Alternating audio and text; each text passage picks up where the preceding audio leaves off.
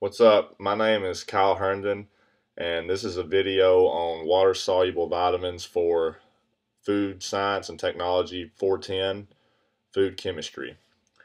There are two kinds of water-soluble vitamins, vitamin C and vitamin B. There's just one form of vitamin C, but there are 8 different complexes of vitamin B. So we'll start with vitamin C. Vitamin C is also known as L-ascorbic acid. It functions in vivo as components of the antioxidant defense system and also specialized, especially with L-ascorbic acid and various oxidation reactions, for example, like the one with proline, which is in collagen.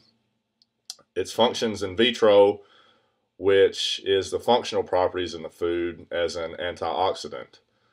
Vitamin C is also used in fortifications of many different foods.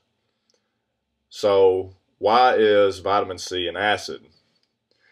It gets its acidic nature due to the ionization of the hydroxyl group on the third carbon, which has a pKa of about 4.04, which is very close to acetic acid. There is a second ionization site on the molecule, which is on the second carbon hydroxyl group, but that pKa is around 11.4, which makes it less favorable. Now on to processing of vitamin C. Vitamin C is destroyed rather easily during processing and storage states because it is extra sensitive to things like oxygen, heat, light, the presence of iron and copper metals, and high pHs. It is a lot more stable at low pH. In food processing, vitamin C is used to prevent browning and discoloration in fruit and vegetable products because the sulfur dioxide protects the L-ascorbic acid by inhibiting polyphenol oxidase. It acts as an antioxidant in fats and dairy products, and it stabilizes the color in meat. It improves characteristics in dough and can also act as a reducing agent in wines. Vitamin C is widely distributed in plant materials, but its only animal sources are liver and milk. So let's talk about vitamin C isomers and which ones have biological activity versus antioxidant activity. L-ascorbic acid is the only isomer that has biological activity, but there are two other isomers that go along with that, and that is D-ascorbic acid, which is a C4 isomer, and isoascorbic acid, which is a C5 isomer. And both of these neither have biological activity, but they both still contain antioxidant properties. Here's a picture of what vitamin C looks like.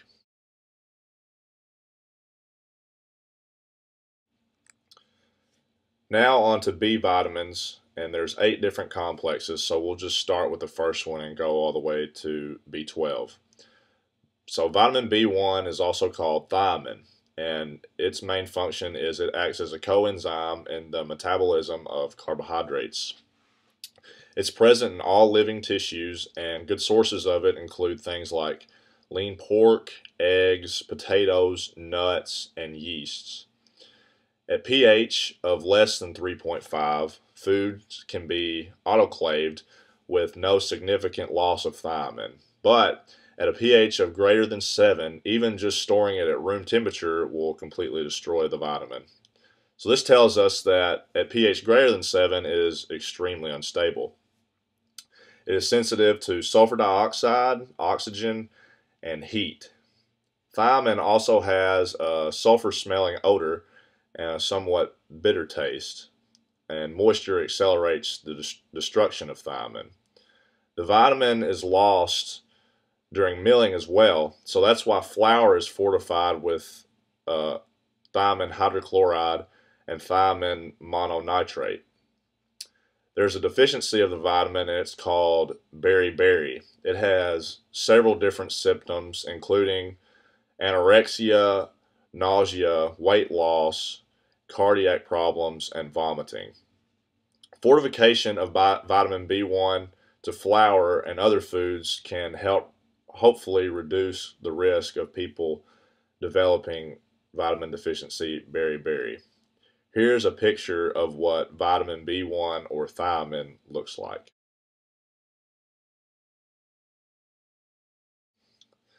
The next vitamin on the list is vitamin B2, or also known as riboflavin.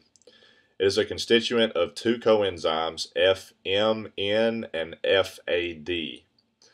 It is involved in the metabolism of proteins, carbohydrates, and lipids. And good sources of riboflavin include things like beef muscle, liver, poultry, tomatoes, eggs, milk, green vegetables, and yeast. Riboflavin is more bioavailable in animal products than in plant products, and it appears as an odorless and orange yellowish compound. It is slightly soluble in water, but is readily soluble in a dilute basic or a strong acid solution. Its stability is all over the place, but it is the most stable at a low pH and less stable at a neutral pH. And whenever it gets to a pH above 7, it's almost impossible to keep it together because it degrades so rapidly. When you heat riboflavin at a pH of less than 7, it won't destroy it. And in aqueous solutions with riboflavin in them, like milk, are unstable to the visible and UV light, but they're stable with oxygen around them. There's also a deficiency of riboflavin, and it includes things like chapped lips. I know firsthand because I take B2 vitamins, so I don't get this deficiency. Here's a picture of what riboflavin looks like.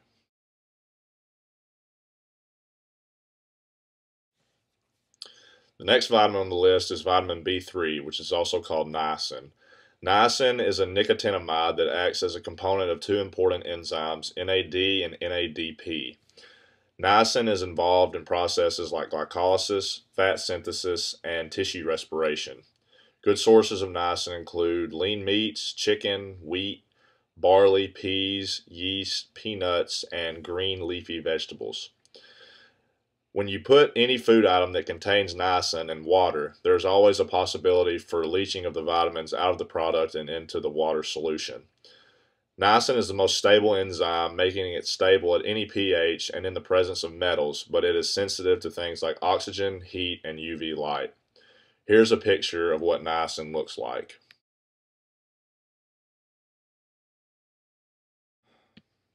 The next vitamin on the list is vitamin B5, which is also known as pantothenic acid. It plays an important role as a component of coenzyme A and plays a part in the synthesis of fatty acids and cholesterol. Both the acid and the alcohol portion contain biological activity. Pantothenic acid is found in all living cells and tissues, and good sources of it include things like meat, eggs, cereal, milk, nuts, fruits, vegetables, and yeasts. The free acid is very unstable, but the sodium and calcium salts with the compound are more stable. The free acid is very sensitive to extreme pH and heat, but it is more stable at a pH of around somewhere between 5 and 7. Losses of this vitamin occur during thermal processing, and it's based on how extreme that the treatment is and the extent of how much of the vitamin leaches out. These values usually occur somewhere between 30 and 80%. The degradation happens more rapidly as the pH decreases, and degradation is due to the hydrolysis of the bond between beta-alanine and the rest of the compound. Here's a picture of what pantothenic acid looks like.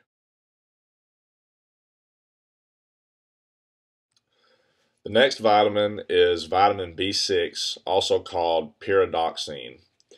It plays an important role in the metabolism of amino acids. All three forms of it are active and are found in plant and animal tissues and in many foods that are associated with proteins. Good sources of pyridoxine are meats and whole grain cereals. It is sensitive to light when the pH is greater than 7 and in the presence of moisture.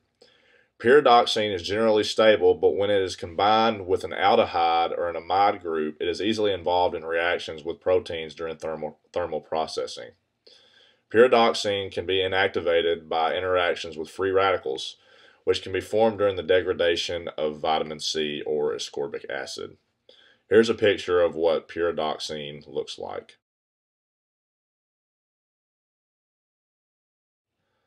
Vitamin B7 is next, and it's also known as biotin.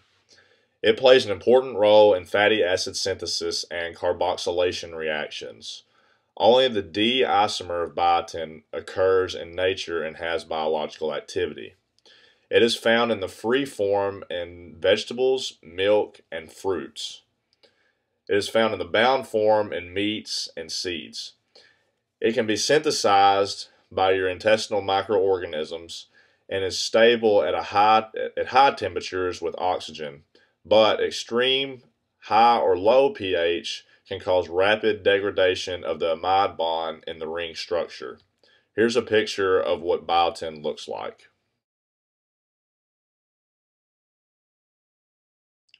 The next vitamin is vitamin B9, also known as folate. It plays an important role in formation of amino acids, purines, pyrimidines, and hemes.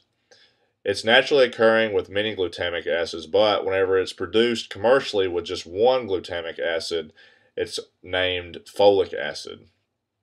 Good sources of it include green leafy vegetables, liver, fruits, and yeasts.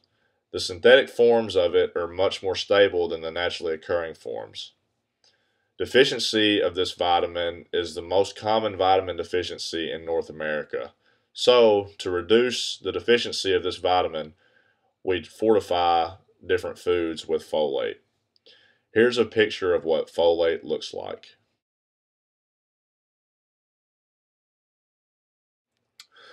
The last vitamin that I'm going to talk about is vitamin B12, which is also known as cobalamin. It plays an important role in formation of nucleic acids and is only produced by microorganisms like bacteria, fungi, and algae. Good sources of cobalamin are fermented products, milk, eggs, and liver. It's easy to distinguish cobalamin from the other water-soluble vitamins based on its structure because cobalamin contains a cyanide group. The cyanide group may split off relatively easy by light, but the reaction can be completely reversible. But if the cyanide is replaced by another group, it is still biologically active. It is stable to processing unless the food gets boiled to a pH above 7. Vitamin C can accelerate the degradation of this vitamin, and the synthetic form of cobalamin is a lot more stable than the one that occurs naturally. Here's a picture of what cobalamin looks like.